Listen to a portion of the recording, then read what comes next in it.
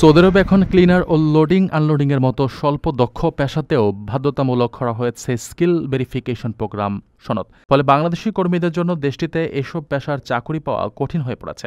জনশক্তি কর্মসংস্থান ও প্রশিক্ষণ ব্যুরোর বিএমটি তথ্য অনুযায়ী বাংলাদেশ থেকে সৌদিতে যাওয়া কর্মীদের প্রায় ৬০% এসব পেশায় কাজ করেন।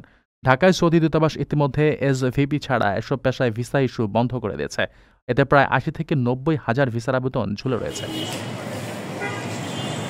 একাধিক রিক্রুটিং এজেন্সির দাবি, ক্লিনার ও লোডারের মতো পেশায় হঠাৎ করে পরীক্ষা ও সনদ বাধ্যতামূলক করায় কর্মীরা বিপাকে পড়েছেন।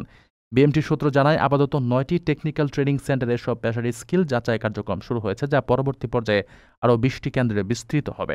যদিও বাধ্যতামূলক সার্টিফিকেটের ফলে বেতন বাড়েনি, বরং কর্মীদের বাড়তি খরচ যোগ হয়েছে। খাত সংশ্লিষ্টরা বলছেন, প্রশিক্ষণে স্কিল যাচাই ভালো উদ্যোগ হলেও স্বল্পদক্ষ পেশায় বাধ্যতামূলক পরীক্ষার ফলে অনেক শ্রমিক সৌদিতে যেতে না পারায় শ্রমবাজার সংকুচিত হওয়ার ঝুঁকিতে রয়েছে।